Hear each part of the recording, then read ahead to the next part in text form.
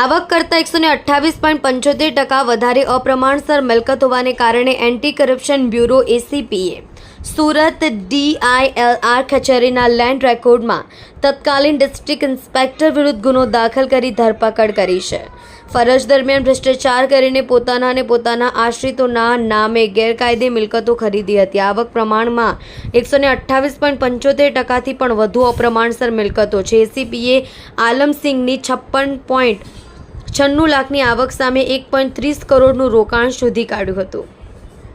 Anti corruption બ્યુરોને આધારભૂત માહિતી મળી હતી કે સુરતના DILR કચેરી લેન્ડ રેકોર્ડના તત્કાલીન ડિસ્ટ્રિક્ટ ઇન્સ્પેક્ટર આલમસિંહ જીપસિંહ ચૌહાણ વિરુદ્ધ ફરિયાદ દાખલ કરી તેમની ધરપકડ કરી છે।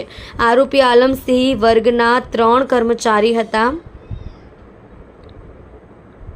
તેઓની ફરજ દરમિયાન કાયદેસરની ભ્રષ્ટ રીતે રસમો અપનાવી તેઓએ પોતાના નામે તેમજ પોતાના આશ્રિતોના નામે અપ્રમાણસર મિલકત વસાવી લીધી હતી, જે અંગેની માહિતી એન્ટી કરપ્શન બ્યુરોને મળી હતી। એન્ટી કરપ્શન બ્યુરોએ આલમસિંહ વિરુદ્ધ મિલકત અંગેની તપાસ હાથ ધરી હતી। તપાસ દરમિયાન એસીબીએ અનેક દસ્તાવેજી પુરાવા, બેંક ખાતાઓની વિગતો, સરકારી કચેરીઓમાંથી દસ્તાવેજી માહિતી અને નાણાકીય વ્યવહારોની માહિતી એકત્ર કરી હતી। તપાસના અંતે તમામ વિગતોની એસીબીના નાણાકીય સલાહકાર દ્વારા વિશ્લેષણ કરવામાં આવ્યા હતા।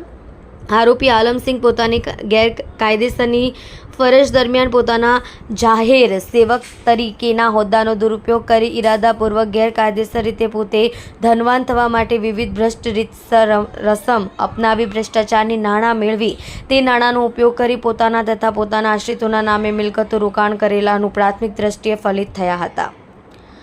આરોપી આલમસિંહે પોતાની કાયદેસરની આવક 56,96,102ના પ્રમાણમાં પોતાના તથા પોતાના પરિવારજનોના નામે કુલ રોકડા રૂપિયા 1,30,99,282 કરેલાનું તપાસ દરમિયાન ફલિત થયું હતું। આરોપી પોતાની કાયદેસરની આવકના પ્રમાણમાં 73,33,658ની વધુ સંપત્તિ વસાવેલાનું તપાસમાં જાણવા મળ્યું હતું, જે તેઓની આવકના પ્રમાણમાં 128.75%થી પણ વધુ અપ્રમાણસર મિલકતો છે, જેથી સમગ્ર પ્રાથમિક તપાસ કરનાર અધિકારી પોલીસ ઇન્સ્પેક્ટર BD રાઠવા સરકાર તરફથી ફરિયાદ આપી ભ્રષ્ટાચાર નિવારણ અધિનિયમ 1988ની કલમ 13(1)(e) ભૂનિધિ અધિનિયમ સુધારા 2018ની કલમ